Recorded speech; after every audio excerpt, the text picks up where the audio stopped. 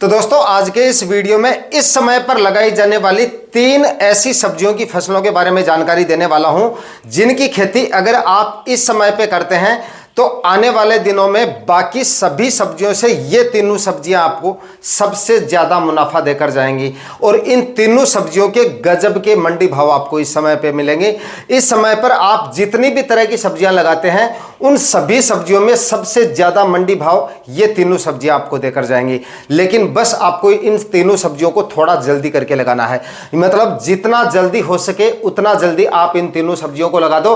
काफी अच्छा समय है इनको ग्रो करने के लिए, जर्मिनेशन भी इनका काफी जल्दी हो जाएगा और इस मौसम में ग्रो भी ये काफी जल्दी होंगी और 35-40 दिन में मतलब उत्पादन भी काफी जल्दी आपको देना शुरू कर देंगी और मंडी भाव पहले ही दिन से आपको काफी जबरदस्त आपको मिलने वाले हैं और काफी शानदार उत्पादन ये सभी सब्जी आपको देकर जाएंगी। और दोस्तों अगर आप इस समय पे इन तीनों सब्जियों का चुनाव करते हैं तो इन तीनों सब्जियों में से एक फसल के बारे में मैं आपको यहां पर कुछ एक्स्ट्रा टिप्स भी देने वाला हूं जिससे आपका मुनाफा 1.5 से 2 गुना तक एक्स्ट्रा आपको मिलेगा बिना कोई एक्स्ट्रा खर्चा किए। तो दोस्तों वीडियो पे लास्ट तक बने रहना है और वीडियो अगर पसंद आए तो वीडियो को लाइक जरूर कर देना। चैनल पे नए हैं या सब्सक्राइब नहीं किया है तो चैनल को सब्सक्राइब करके नोटिफिकेशन बेल को भी ऑन कर देना ताकि समय समय पे आपको खेतीबाड़ी से रिलेटेड वीडियोज मिलते रहें। नमस्कार दोस्तों, मेरा नाम है सुरेश और आप देख रहे हैं खेत किसान झुंझुनू। तो दोस्तों यहाँ पर जिन 3 सब्जियों के बारे में यहाँ पर मैं आपको बता रहा हूं उनमें से नंबर 1 पर है भिंडी की फसल। इस समय पर भिंडी लगाने का एकदम सही समय है। हाँ, आप लेट जरूर हैं क्योंकि ये भिंडी अगर आप इस समय लगा रहे हो तो आपकी भिंडी काफ़ी पछेती होगी और पछेती भिंडी के मंडी भाव आपको साल भर में मिलने वाले भाव में सबसे ज़्यादा मंडी भाव मिलेंगे। और जिस समय पे आपकी भिंडी मार्केट में जाएगी उस समय पे अगस्त और जुलाई में लगाई गई भिंडी जो है वो मार्केट में आनी कम हो जाएगी। उस समय पे मंडियों में इसकी डिमांड सबसे ज़्यादा होने की वजह से आपको इसके जो प्राइस हैं वो काफ़ी अच्छे खासे मिल सकते हैं। लेकिन भाई आपकी भिंडी से उत्पादन आपको थोड़े दिनों के लिए ही मिलेगा। हालांकि दिसंबर के आखिरी सप्ताह तक आपको बराबर ये उत्पादन देती रहेगी। जब तक पाले नहीं गिरेंगे तब तक ये आपको उत्पादन देती रहेगी और अच्छे खासे मंडी भाव आपको इससे मिलते रहेंगे। और दोस्तों इस समय पे टेम्परेचर और मौसम भिंडी की बुआई के लिए काफी अनुकूल है। जमाव भी बीजों का जल्दी हो जाएगा और ग्रो भी काफी अच्छे से हो जाएंगी और काफी कम समय में ये आपको उत्पादन देना शुरू कर देगी। और भिंडी की अच्छी वैरायटियों की बात करें तो एडवांटा की GS10 वैरायटी का आप सिलेक्शन करें और इसकी बुआई आप कर दें। अभी काफी अच्छा समय है और इसको लगाने का जो खर्चा है वो भी कोई ज्यादा नहीं आता। मतलब सिंपल और साधारण विधि से आप खेती करें और मतलब देसी हल से आप इसकी बुआई करवा दीजिए या फिर आपके पास अगर सीड ड्रिल मशीन है ट्रैक्टर वाली तो आप उससे भी इसकी बुआई करवा सकते हैं। बेड वेड बनाने की आपको इस समय पे जरूरत नहीं है। सीधा ही आप खेत में पड़ी जमीन में 2-3 कल्टीवेशन करके और उसके बाद में आप भिंडी की बुआई करा दीजिए अच्छी तरह से खाद उर्वरक डाल के और उसके बाद में आप देखेंगे कि भिंडी की फसल काफी अच्छा उत्पादन देगी और काफी अच्छे मंडी भाव, यकीन मानिए काफी अच्छे मंडी भाव आपको मिलेंगे और काफी अच्छा मुनाफा देकर जाएगी। और इसका एक प्लस पॉइंट और यहाँ पे मैं आपको बता देता हूं, अगर आप इस समय पे भिंडी लगाते हैं तो दिसंबर में आप ये मान के चलिए कि दिसंबर के आखिरी सप्ताह तक आपका प्लॉट जो है वो खाली हो जाएगा। यानी कि दिसंबर के आखिरी सप्ताह तक ये आपको उत्पादन देना बंद कर देगी। उसी समय पे आपको खेत को खाली करके और 2-3 कल्टीवेशन करके दोबारा से उस खेत में आप अगेती सब्जियों की बुआई करवा दीजिए। जैसे अगेती सब्जियां मतलब जितने भी बेल वर्गीय सब्जियां हैं ना उनमें से किसी भी फसल का आप अपनी मंडियों के हिसाब से चयन कर सकते हैं। काफी अच्छा समय होगा उस समय अगेती सब्जियां लगाने का। तो मतलब आपकी जमीन में मार्च से पहले आप 2 फसलें ले लोगे इस समय अगर आप भिंडी की बुआई करते हैं। और अगली जो फसल है दोस्तों हमारी, उस फसल को भी अगर आप इस समय पे लगाते हो तो उस पे भी आप अगली फसल ले सकते हो। और दोस्तों उसको लगाने का जो समय है वो भी काफी परफेक्ट समय है। और दोस्तों अगली जो हमारी फसल है वो है 56 टिंडे की फसल। इस अक्टूबर माह में आप 56 टिंडे की खेती करके भी अच्छा खासा प्रॉफिट ले सकते हैं और अच्छे खासे मंडी भाव 56 टिंडे की फसल से आपको मिलेंगे अगर आप इस समय इसकी बुआई कंप्लीट कर लेंगे। वैसे तो ज़्यादातर किसान भाई जो इसकी बुआई जो है सितंबर माह में करते हैं, काफ़ी अगेती खेती करते हैं, उनको और भी ज़्यादा इसके मंडी भाव मिलते हैं। लेकिन इस बार जो है टेम्परेचर काफ़ी ज़्यादा होने की वजह से सितंबर में इसकी बुआई काफ़ी कम हुई है। ज़्यादातर किसान भाई सितंबर के आखिरी सप्ताह में इसको लगा रहे हैं। तो आप भी जो है सितंबर में अगर आपने नहीं लगाया है तो अक्टूबर के पहले सप्ताह तक आप इसकी बुआई, मतलब 10 अक्टूबर तक आप इसकी बुआई कर लीजिए। 10 अक्टूबर तक अगर आप छप्पन टिंडे की बुआई कर लेंगे तो यकीन मानिए छप्पन टिंडा भी आपको काफी अच्छा मुनाफा देके जाएगा और यह आपको उत्पादन काफी लंबे समय तक देगा। हालांकि उतना ज्यादा लंबे समय तक तो नहीं देगा जितने लंबे समय तक अगर आप इसकी बुआई सितंबर में करते, क्योंकि ये सर्दियों में भी अच्छा खासा चलता रहता है और जब तक पाले वगैरह नहीं गिरते हैं, पाले वगैरह जो है वो जनवरी के पहले सप्ताह में, जनवरी के मध्य तक गिरते हैं, तो आप जो है इसकी बुआई इस समय करेंगे। ये भी आपको जो है दिसंबर के आखिरी सप्ताह तक उत्पादन देता रहेगा और लगभग 35-40 दिन में आपको ये उत्पादन देना शुरू कर देता है। तो काफी लंबे समय तक मतलब आपको अच्छा खासा उत्पादन देके चला जाएगा। दोस्तों जैसे ही आपका छप्पन टिंडा खत्म होगा, यानी कि चाहे दिसंबर के आखिरी सप्ताह में खत्म हो या फिर चाहे जनवरी के पहले सप्ताह में खत्म हो, जैसे ही खत्म होगा उसी समय पर उसी जमीन में आप दूसरी फसल ले सकते हैं, जमीन को बिना छेड़े, यानी कि कोई भी जमीन की तैयारियां वगैरह आपको कुछ भी नहीं करना है, उसी जगह पे आप दूसरी फसल ले सकते हैं। किस तरह से ले सकते हैं, इसके लिए आपको तैयारियां कुछ अलग तरीके से करनी पड़ेंगी। जब आप छप्पन टिंडा लगा रहे होंगे उसी समय पर आपको चाल छोड़नी पड़ेगी आगे के लिए कि किस तरह से आपको वहीं पर दूसरी फसल भी हमें लेनी है, ये सोचकर आपको छप्पन टिंडे की बुआई करनी पड़ेगी। तो इसका सही तरीका क्या है कि सबसे पहले आपको क्या करना है, जमीन की तैयारियां अच्छी तरह से करके, और आपको जो बेसल डोज आप डाल रहे हैं वो अच्छी मात्रा में डालने होंगे, यानी कि जितने बेसल डोज आप मिर्ची टमाटर वगैरह की फसलों में डालते हैं उतनी मात्रा में आप अच्छी तरह से बेसल डोज डालिए, यानी कि 40 से 50 केजी आप डीएपी डालिए, 25 से 30 केजी एमओपी पोटास डालिए, 5 केजी आप इसमें जिंक डाल दीजिए, जिंक सल्फेट ले लीजिए 5 केजी, और इसी के साथ में आप क्या करेंगे, यहाँ पर 20 से 25 केजी आप यूरिया ऐड कर लीजिए।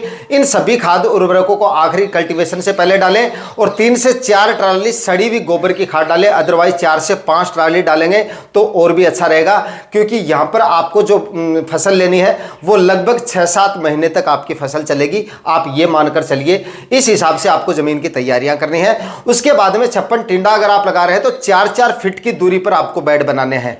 4-4 फीट की दूरी पे बेड बनाएंगे तो आपका स्पेस अच्छी तरह से मेंटेन होगा, प्लांट से प्लांट डिस्टेंस भी काफी अच्छा रहेगा और नंबर्स ऑफ प्लांट भी आपके काफी आ जाएंगे। 1-1 फीट की दूरी पे हमें प्लांटेशन करना है, लेकिन जो बेड आप बना रहे हैं वो 4-4 फीट की दूरी पे आपको बनाना है। उसके बाद में आपको प्लास्टिक मल्च लेनी है और प्लास्टिक मल्च आपको 25 माइक्रोन की काम में लेनी है, इससे कम माइक्रोन की या इससे हल्की प्लास्टिक मल्च आपको काम में नहीं लेनी है। और जिगजैग होल में खरीद, जो पहले ऑलरेडी होल में आती है, यानी प्री होल में जो आपको प्लास्टिक मल्च मिलती है मार्केट में, वही आपको खरीद लेनी है, जिसमें ऑलरेडी जिगजैग होल होंगे, यानी होल उसमें डबल लाइन में होंगे। एक लाइन यानी कि सिंगल लाइन में आपको जो है अपने छप्पन कद्दू के बीजों की बुआई कर देनी है और दूसरी लाइन को आपको खाली छोड़ देना है, ऐसे ही आपको छोड़ देना है उसमें। और उसके बाद में आपको जब तक आपको छप्पन कद्दू से उत्पादन मिलता है तब तक आपको उससे उत्पादन लेते रहना है। दूसरे होल जो खाली रहेंगे उनमें आपको सिर्फ इतनी ध्यान रखना है कि उनमें किसी भी तरह का खरपतवार वगैरह है वो एक्स्ट्रा खड़ा नहीं रहना चाहिए। जिस समय पे आप खरपतवार निकाल रहे हैं, क्योंकि जहाँ पे आपने प्लांट लगा रखा है, जहाँ पे सीड शोविंग की है जिस होल में, उसमें भी खरपतवार हल्का फुल्का निकलता है, तो जिस समय पे आप उसका खरपतवार निकालेंगे उसी समय पे दूसरे होल का भी आप जो है खरपतवार निकाल दें। और उसके बाद में उसमें आप जो है कभी भी खरपतवार ना होने दें। जब तक आपकी छप्पन कद्दू की फसल अच्छी तरह से आपको उत्पादन देती रहे, जब तक अच्छे मंडी भाव आपको मिलते रहे, तब तक आपको उससे उत्पादन लेते रहना है। और उसके बाद में आपको ऐसा लगे कि अब आपको उत्पादन नहीं मिलेगा, जिस दिन मतलब आपकी छप्पन कद्दू की फसल पूरी तरह से खत्म हो जाए, तब आपको क्या करना है, छप्पन कद्दू के जो भी प्लांट है ऊपर से उनकी कटिंग कर देनी है, जमीन के सटे हुए भाग से, मतलब कटिंग करके, और सारे प्लांट को जो है जितने भी आपके प्लांट्स हैं वो पूरे प्लॉट से आपको बाहर कर देना है। उसके बाद में जो आपके सामने वाले होल हैं वहां पर बचे हुए होल में आपको जो है, जो हमारे फ्रेश होल थे जो शुरू में हमने छोड़े थे, उनमें आपको दूसरी फसल की बुआई कर देनी है। यहां पर काफी किसान भाई गलती कर जाते हैं, कुछ किसान भाई करते भी हैं ऐसा, लेकिन यहां पर क्या करते हैं, उसी फसल के बीजों की बुआई कर देते हैं। तो भाई सेम फसल आपको नहीं रखनी है, वहां पर आपको डिफरेंट जो फसल है या जो छोटी अवधि वाली फसल है ना, उनका आपको चुनाव करना है। तो यहां पर आप खरबूजे की फसल ले सकते हैं या फिर आप जो है तरबूज की फसल भी ले सकते हैं। लेकिन तरबूज की फसल आप लेंगे तो आपका उत्पादन थोड़ा सा डाउन तो होगा, लेकिन तरबूज की जो साइज है वो छोटी रह जाएगी, जिसकी वजह से आपको मंडी भाव अच्छे नहीं मिलेंगे। तो वहां पर आप खरबूजे की फसल ले लीजिए या फिर देसी टीण सी जो होती है उसकी फसल आप ले सकते हैं। देसी टीण सी लगा लीजिए, वो और भी अच्छा रहेगा। या फिर आप चाहें तो खरबूजे की फसल ले सकते हैं। इसमें आपका खर्चा भी वही रहेगा, यानी कि उसी खर्चे में आपको दूसरी फसल मिल जाएगी। और मजे की बात यह है कि दूसरी फसल भी आपको उसी खर्चे में, आपकी फसल जो होगी वो काफी अगेती होगी, उस फसल के भी आपको काफी अच्छे खासे मंडी भाव मिल जाएंगे। इस तरीके से आपको जो है एक साथ 2 फसल ले लेंगे तो उसी खर्चे में आपको जो है डबल फसलें मिल जाएंगी और काफी अच्छा मुनाफा इस तरह से आप ले सकते हैं। इस तरह से अगर आप खेती करेंगे तो आपका मुनाफा काफी हद तक अच्छा होगा और जो खर्चा होगा आपका वो काफी डाउन होगा। और दोस्तों अगली जो हमारी फसल है, उस फसल को मैंने इस समय पर लगाई जाने वाली सभी सब्जियों में नंबर 1 पे रखा है, यानी कि सबसे टॉप पे रखा है मैंने उसको, क्योंकि इस फसल से आपको आने वाले दिनों में सबसे अच्छे मंडी भाव मिलेंगे और सबसे ज्यादा मुनाफा ये फसल आपको देकर जा सकती है। तो भाई इस समय पे आप यानी कि अक्टूबर के पहले सप्ताह में जितना जल्दी हो सके उतना जल्दी आपको इसकी बुआई कर देनी है, यानी कि इस समय पे आपको खीरे की बुआई कर देनी है। इस समय पे लगाई जाने वाली सब्जियों में ये फसल आपको सबसे अच्छा प्रॉफिट देके जाएगी और काफी कम दिनों में ये आपको उत्पादन देना शुरू कर देगी और काफी अच्छे खासे मंडी भाव ये आपको देगी, यानी कि 30 रुपए कम से कम आप मंडी भाव मान के चलिए। अब भी इसके 30-40 रुपए के मंडी भाव चल रहे हैं और जिस समय आपका खीरा मार्केट में जाएगा उस समय भी आप मिनिमम 30 रुपए तो आप मान के चल सकते हैं। ऊपर अगर आपको मिलते हैं तो बहुत अच्छी बात है, बाकी 30 रुपए तो आप मान के चल सकते हैं। इतने मंडी भाव आपको आराम से मिल जाएंगे और उत्पादन भी खीरे का काफी शानदार बैठता है। खीरे की फसल का दोस्तों अगर 30 रुपए या 25-30 रुपए भी अगर आपको मंडी भाव मिल जाते हैं तो काफी अच्छा प्रॉफिट निकल के आ जाता है खीरे की फसल से। लेकिन दोस्तों इसकी जो बुआई है वो आपको थोड़ी जल्दी करके करनी पड़ेगी, यानी कि 10 अक्टूबर से पहले पहले आपको बुआई कर देनी है। ये मान के चलिए कि 10 अक्टूबर भी अगर आप लगा रहे हैं तो 10 अक्टूबर भी लेट ही है, इससे पहले ही अगर आप कर देंगे 7-8 अक्टूबर से पहले अगर आप बुआई कर देंगे, पहले सप्ताह में अगर आपका बुआई हो जाता है खीरे का तो अच्छी बात है, काफी अच्छा प्रॉफिट देके जाएगा, क्योंकि उसके बाद में समय जो है वो थोड़ा कम बचता है। लेकिन जितने दिनों उत्पादन मिलेगा ना उतने दिनों आपको काफी अच्छे खासे मंडी भाव मिलेंगे इसके। और जब तक पाले वगैरह नहीं गिरेंगे तब तक ये आपको लगातार उत्पादन देता रहेगा और काफी अच्छा प्रोडक्शन ये आपको देगा। इस समय ये जो मौसम है ये खीरे की फसल के लिए भी काफी अनुकूल है। बुआई के बाद में पहले ही दिन से इनमें ग्रोथ भी आपको काफी अच्छी देखने को मिलेगी और काफी अच्छे तरीके से ये ग्रो होंगे इस मौसम में और काफी कम समय में, यानी कि थोड़े ही दिनों में ये आपको उत्पादन देना शुरू कर देगा। दोस्तों अक्टूबर के पहले सप्ताह में लगाया गया खीरा लगभग आपको दिसंबर के आखिरी सप्ताह तक उत्पादन देगा। दिसंबर के आखिरी सप्ताह तक तो आप मान के चलिए, अदरवाइज जनवरी के पहले सप्ताह तक भी दे सकता है। जब तक पाले मतलब नहीं गिरेंगे तब तक ये आपको उत्पादन देता रहेगा। और जिस समय पे आपकी खीरे की फसल खत्म होगी उसी समय पे इसमें भी आप जो है दूसरी फसल का चुनाव कर सकते हो। इसमें आपका मुनाफा और भी ज़्यादा बढ़ने वाला है। और इसके साथ में दूसरी अगर आप फसल लोगे तो यहाँ पर मैं आपको दूसरी एक ऐसी फसल बताऊँगा जो आप इसके ऊपर लगाओगे तो वो भी काफ़ी अच्छे तरीके से काम करेगी, मतलब काफ़ी अच्छा प्रोडक्शन देके जाएगी वो फसल अगर आप खीरे के ऊपर लगाते हो। क्योंकि खीरे की फसल भी आपकी काफी छोटी अवधि की फसल है और उसके बाद में यहां पर हम जो दूसरी फसल लेंगे वो भी काफी कम अवधि वाली फसल होगी।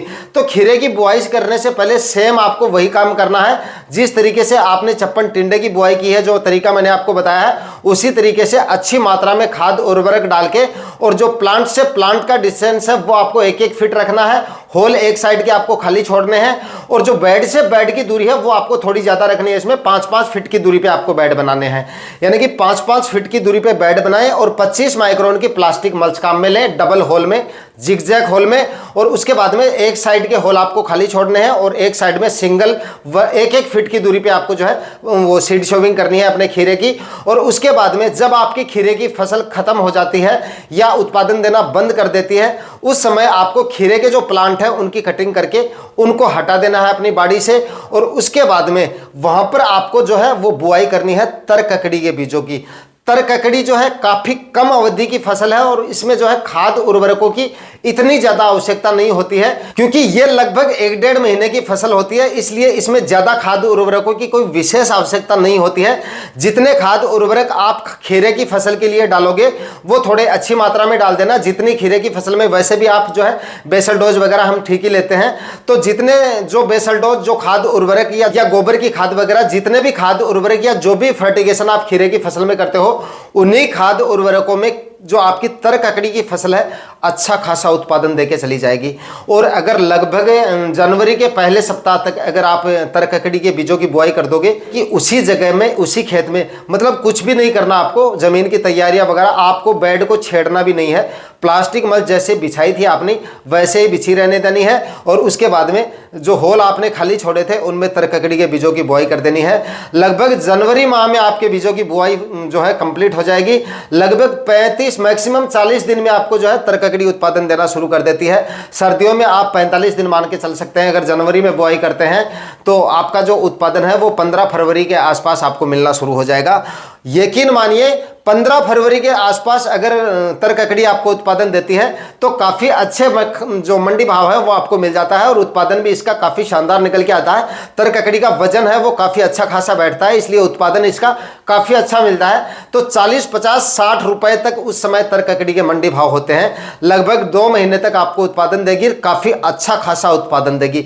बाद में तो हालांकि इसके मंडी भाव काफ़ी डाउन आ जाते हैं, मतलब 10-12 रुपए केजी भी आ जाते हैं और उसके बाद में 5 रुपए केजी भी आ जाते हैं, लेकिन इतने ज्यादा तो मैंने नहीं, मतलब काफी कम चांस होते हैं, काफी मतलब बहुत ही कम चांस होते हैं कि तरककड़ी के मंडी भाव काफी ज्यादा डाउन आ जाते हैं। और अगर आते भी हैं तो 5-7 दिन ही रहते हैं, कोई ज्यादा दिनों तक नहीं रहते हैं, क्योंकि ये जो है काफी कम अवधि की फसलें हैं। इसलिए इसका जो मंडी में जो माल होता है वो उसकी आवक अगर कभी कभार हो भी जाती है तो संयोग से 5-6 दिन तक ही ऐसा केस मतलब देखने को मिलता है। ज्यादा लंबे समय तक ऐसा देखने को नहीं मिलता है कि काफी लंबे समय तक इतने ज्यादा मंडी भाव डाउन हो जाते हैं, फिर जाके वापस थोड़े थोड़े सुधार हो जाते हैं। एवरेज जो मंडी भाव है 10-12 रुपए के आसपास अप्रैल में भी मार्च में भी इसके मिलते रहते हैं, लेकिन शुरुआत में जो है आपको 40, 50, 60 रुपए के मंडी भाव आपको आराम से मिल जाएंगे। उसी खर्चे में उसी जगह में, यानी कम खर्चे में और कम जमीन में काफी अच्छा प्रॉफिट ये फसलें आपको देकर जा सकती हैं, जो फसलें इस वीडियो में मैंने आपको बताई हैं। तो दोस्तों आज के वीडियो में इतना ही। वीडियो अगर अच्छा लगा